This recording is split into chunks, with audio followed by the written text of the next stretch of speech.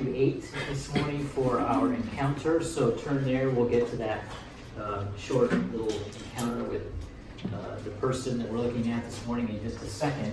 But I want us to understand that through every encounter that Jesus has with somebody in the Gospels, we learn something about him, and we also learn something about us. Every time he engages someone, we see and experience him from a slightly different angle. His compassion, his love, his mercy, his wisdom, his humor, his frustration, his authority, his power. Every time we have an encounter, we need to say, all right, Jesus, you are this amazing diamond that we're just going to turn again and look at from a different angle and see your beauty. And every person he encounters could be you or me. We are Martha and Mary. We are the blind man. We are the disciples. We learn a little bit more about ourselves with every person he heals, every person he speaks to, every person he interacts with. Why? Because the human condition has been the same down through history, right? We're kind of messed up. We're kind of needy.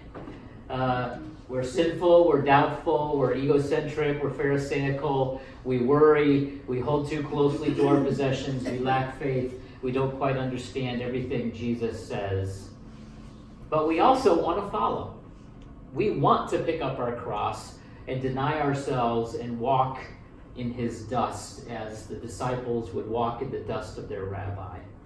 We want to pick up our cross. We want to do these things. We want to listen to him with rapt attention. We want to marvel at his words and his miracles.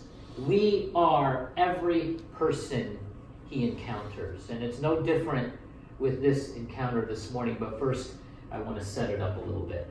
There's this famous sermon that Jesus preached, and he probably preached it numerous times as he traveled throughout Israel. We call it the Sermon on the Mount, and it's found in Matthew 5, 6, and 7. Luke has a version of it as well. After that sermon was over, something remarkable happened. And it's right there in Matthew chapter 8, verse 1. And it says, when he came down from the mountain, large crowds followed him. That usually doesn't happen after someone gives a sermon. It's never happened to me. Maybe it's happened to you. Probably happened to Colin. Large crowds usually don't flock to preachers or pastors after they did give the closing benediction. But for some reason, it happened with Jesus. Most of the time, they just kind of scatter and go away. And I'm left wondering why they didn't leave him. Why they didn't say, wow, that was a long sermon, Jesus. It's hot out here. I'm gonna go be by myself now. No. When he came down from that mountain after preaching, large crowds followed him. And I'm wondering why they didn't leave. Because this sermon, if you have read it and if you're familiar with it, was so against the grain. It was so counterintuitive, so utterly different than what they were used to. In fact, several times throughout the sermon, he said, you have heard that it was said, but I say to you. Throughout the entire sermon, Jesus was telling them and us to do and say things that we are not normally bent toward doing and saying. We usually think that it's okay to hate someone in our heart as long as we don't kill them. But Jesus said something different. We say, well, at least I didn't commit adultery. We say that 1 mile is all we can give to somebody, but Jesus said to not resist an evildoer and go with him a 2nd mile. An evildoer, a 2nd mile. Not even your best friend. We think we're pretty special when we love those who love us, but Jesus said, what's the big deal if you love those who love you? Love your enemies. When we give and pray and fast, when we go through our spiritual practices and our spiritual disciplines, we tend to perhaps sometimes suddenly tell people and do them in ways that gain a little attention, not too much, but just a little. But Jesus said to do those things in secret and let your Father reward you. Jesus said not to worry and not to judge, but we tend to worry and judge. We're told to ask and seek and knock, but we're not sure we want to be that quite aggressive and annoying. Jesus told us to build our house on the rock, but if you're like me, I like the beach better. Jesus knows where we're going to end up if we decide to do things the way we think they should be done. And I love Dr. Phil's question. I've used this numerous times. So how's that working for you? Okay? How's it working to worry all the time? How's it working to be so judgmental of everybody? How's it working to practice your acts of righteousness for everyone to see and pat you on the back? How's it working to commit murder and adultery in your heart? How's it working to hate your enemies? I have a hunch. I think those people that followed Jesus realized that he was onto something and that he was right, and that their lives were not turning out the way they wanted them to. I think they followed him because they realized that he really did have the words of life. His words were representative of another kingdom, a kingdom that he was inviting them to live in actively. A kingdom that loves enemies, goes the extra mile, prays in secret, doesn't judge or worry, and is blessed for being poor in spirit, for hungering and thirsting for righteousness, for being merciful and pure in heart, and for even being persecuted and insulted falsely. And I wonder about us, my friends. Do we realize that worrying and judging and hating and only going 1 mile and committing adultery and murder in our heart and storing up treasures on this earth, do we realize and understand that that's not the life that we were intended to live? Do we realize that Jesus has the words of life and that he's inviting us to live in another reality? It's called the kingdom of God, and it's just as real as us sitting here right now. Initially, many people followed Jesus because of that amazing sermon. But I think there's another reason why they followed him after that. Is he just all talk? Or does he really care about people? Is he just a really good teacher with some counterintuitive things to say? Or is he really the Messiah, the Son of God, God in the flesh? And his first encounter with someone after that sermon is going to tell you a lot about him.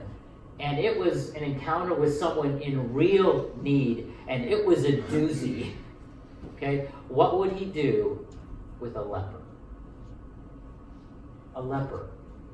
Verses 2 through 4, Matthew 8. Right away, a man with a serious skin disease, probably leprosy, came up and knelt before him, saying, "Lord, if you are willing, you can make me clean." Reaching out his hand, he touched him, saying, "I'm willing. Be made clean." Then Jesus told him, "See that you don't tell anyone, but go, show yourself to the priest, and offer the gift that Moses prescribed as a testimony to them." Let me bring you up to speed on leprosy. Not sure that we've had any contact with that disease here in this country over the last, hundreds of years. I don't know. Or if you've ever had any experience with it. But leprosy was a bacterial skin disease that started small, but it spread quickly to the outer extremities, such as the fingers and the toes and the ears and your nose. The flesh would begin to rot, and the odor was absolutely repulsive. Lepers died a lonely, painful, and slow death from a disease that was incurable. Did I mention that the disease is incurable? They were forced to live in separate colonies away from everybody else because it was so highly contagious. They were not allowed to come within 100 yards of healthy people, and they had to call out, unclean, unclean, whenever others came within those parameters. Again, is Jesus just a good preacher? Or is he willing to get close to people when life becomes intolerable? Just a flashy personality on stage? Or does he actually mingle with the sheep? Does he just teach with authority? Or does he act with compassion and mercy? Let's take a look at this encounter, this interaction a little deeper. First of all, we see the leper breaking the rules. All right? He came up and knelt before him, and I would think that that was probably a little closer than 100 yards. We don't hear him calling out, unclean, unclean. Let's just stop here for a moment and apply ourselves to this encounter right away. Are we willing to take that risk? To be so close to Jesus in our worst condition? Are we willing to have an encounter with Jesus, honestly, my friends, when we feel like crap?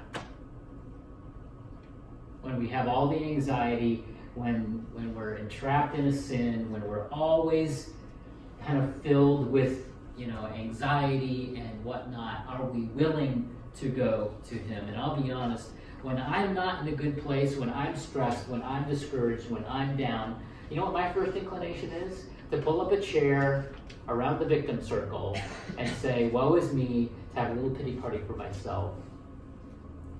That's my first inclination.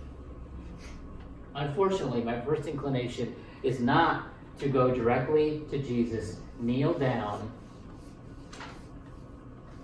and start asking him to heal. I usually think of a bazillion different reasons why I shouldn't be that close to him. But notice what the leper did. Immediately after the closing prayer of Jesus' sermon, it says right there, right away, he approached Jesus. And he knew, I'm convinced that he knew intuitively that Jesus would not run away disgusted and gagging in response to the utter mess that he found himself in. And I think we need that same intuitive knowing. Our first response in the middle of our messes, my friends, should be, I need a Jesus encounter. He's not going to run away. He's not going to hold his nose. And whether our mess is of our own doing or simply how life has turned out, Jesus wants us to come and kneel before him. Not only did the leper break the rules, Jesus broke the rules. The societal rules was that you don't touch lepers. And indeed, Jesus would not have had to touch him. He could have healed him from 100 yards away, right, with just his words. But he healed him with a touch and a willing spirit. Jesus is that willing, my friends, to step into your mess. The leper said, well, if you're willing. He's not repulsed. In fact, he is attracted to those incurable conditions that we could not even begin to turn around on our own. He specializes in taking a death sentence and turning it into a second chance at life. I can almost hear him, Jesus, saying in kind of maybe a humorous way, if I'm willing, of course I'm willing. That's why I'm here. That's why I was sent. This is what I do. I make blind people see. I heal the brokenhearted. I set captives free. I turn mourning into dancing. I can do this. This is why I came. And that encounter with with all those people standing around, that large crowd that was following him, they were probably standing there in utter shock, holding their breath to see what would happen. Again, does he just talk a good talk? Or does he really care about us?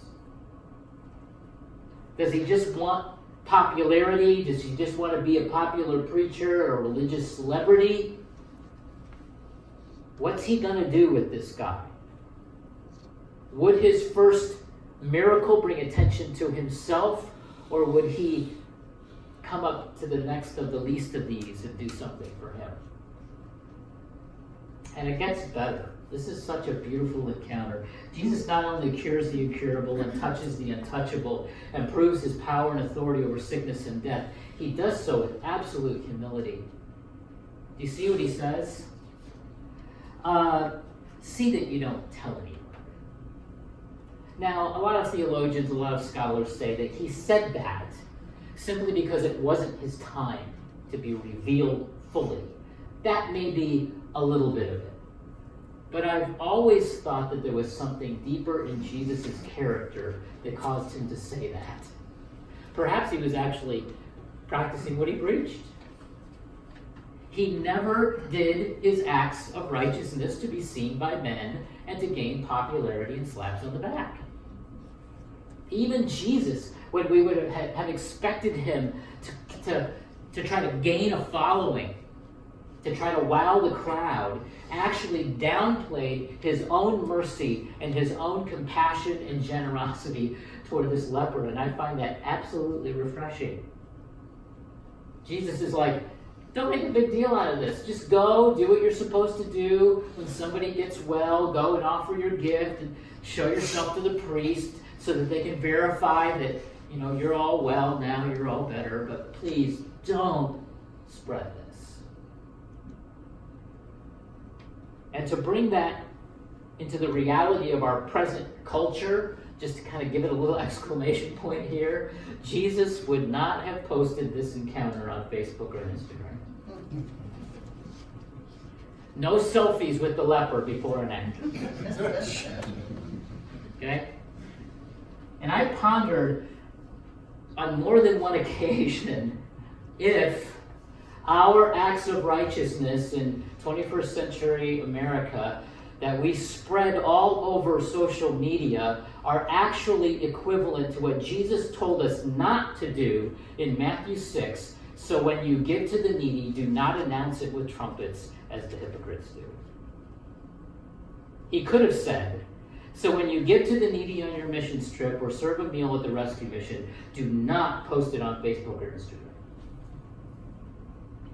So that your giving may be done in secret, then your Father who sees what is done in secret will reward you. I love what the Apostle John said in his first epistle near the end of the New Testament. He said this, if we claim to live in him, we must walk as Jesus walked. We claim to live in him, we must walk as Jesus walked. We must engage people the same way he engaged people. We must have the same demeanor as Jesus. We must be willing to not only let Jesus come close to us, but get close to others as he did, and to be as humble as he was in actually downplaying our acts of righteousness, of our mercy towards people, of our generosity towards people, and not documenting it by posting it to the entire social media world.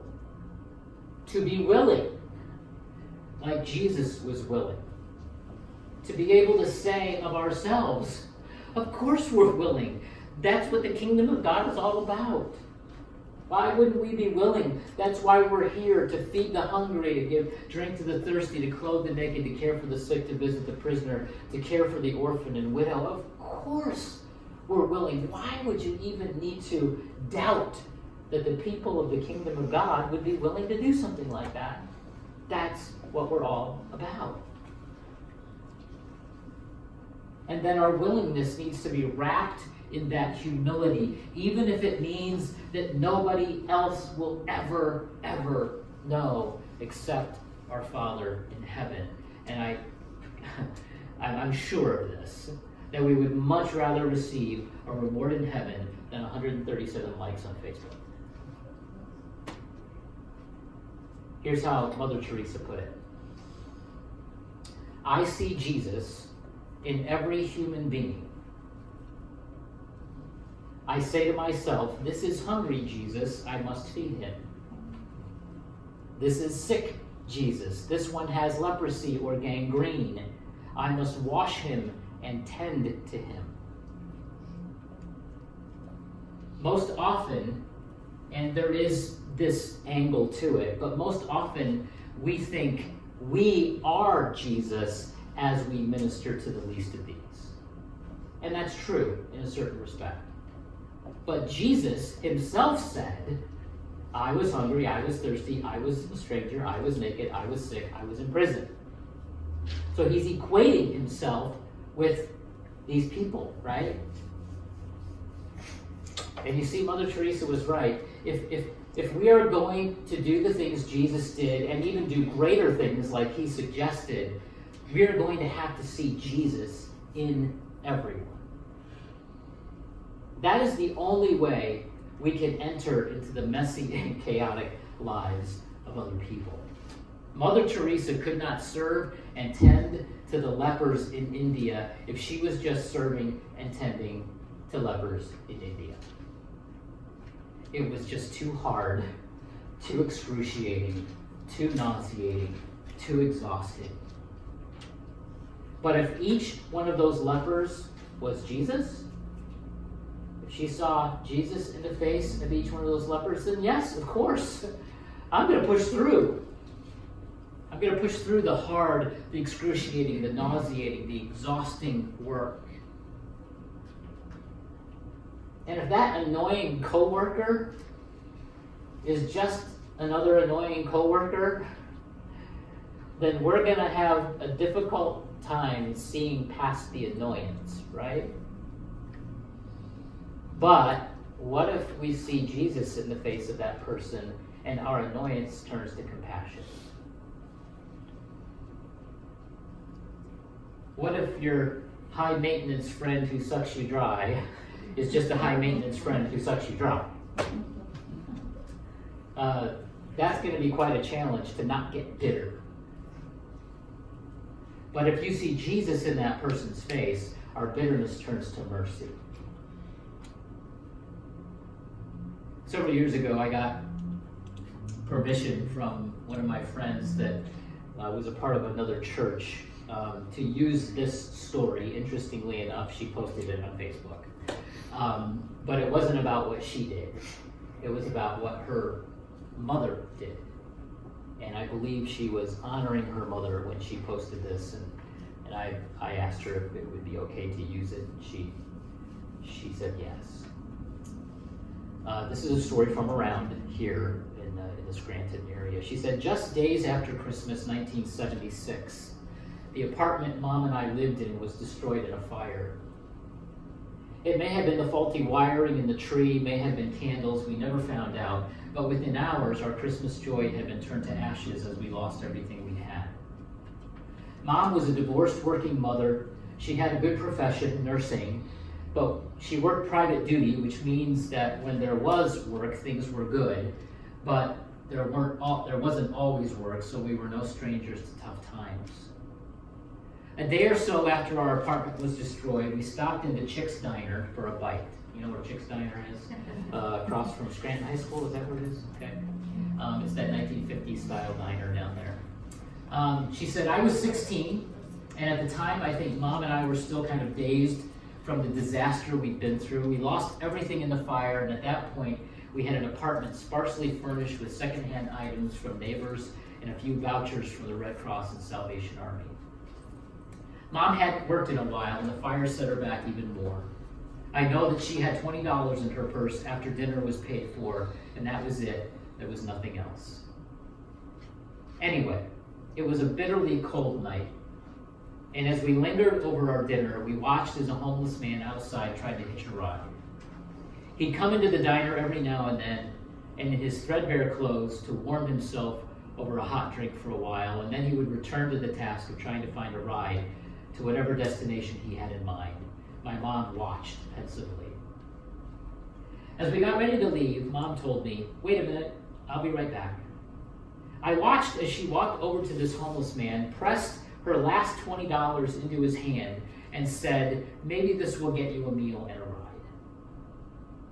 He looked shocked for a moment and then began to thank her profusely. Mom came back to the table and sat again for a moment. I was stunned at what I had seen. My mom giving away her last bit of cash to help someone else. I asked her why she did it, and she answered, "We have food tonight. We have a warm and safe place to stay tonight. Tonight we have what we need, and God will take care of tomorrow." That man had nothing, no food, no shelter. Who knows? Perhaps that man was Jesus. That moment in the diner on that blustery winter night was the birthplace of faith for a 16-year-old girl. It's where I saw the theory put into practice and I saw the tire hit the road. My mother taught me many lessons that night. She taught me to see God in my fellow man. She taught me to give to those less fortunate than myself. She taught me that with faith, courage, and perseverance, tomorrow would take care of itself, even when you're facing loss, fear, and uncertainty. I've always remembered how my mother, who had so little at the time, gave away all she had to take care of a needy stranger that cold winter's night and walked tall and strong in her faith. Here's my question for us this morning. Do these encounters with Jesus that we've been looking at for several weeks now, do they change the way we encounter others? Does the way Jesus interact with us in our mess have any effect on the way we encounter others in their mess? Are we willing, or do we just talk a lot? Are we just trying to gain popularity as a church? Or are we really willing to step in to other people's lives, even if it gets a little messy? Are we just about attracting a crowd, or are we willing to do our acts of righteousness without the entire world knowing about it? Are these Jesus encounters just about what Jesus can do for us, or do they expand our kingdom influence by telling us how we need to encounter others?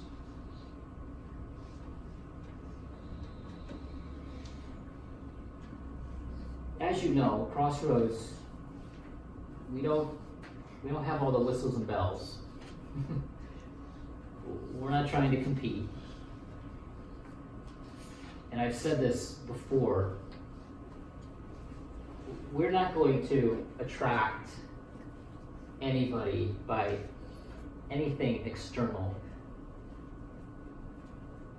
We will attract people to our body as we live this out. That's what I believe people are really attracted to. They're attracted to Jesus in us, and they're attracted to the fact that we might even see Jesus in them. That's the attraction. I want us to be attractive. I don't want us to be attractive by the outward cosmetics. I want us to be attractive by how our hearts are changed by these encounters and how we interact with people. And my friends, it's a wide range. Yes, it's easy to love your friends. It's easy to hang out with your friends. It's easy to talk with your friends. That article that I posted on our Facebook page this week really hit a nerve with me in a good way. And if you haven't gone and checked that out, please go and read it.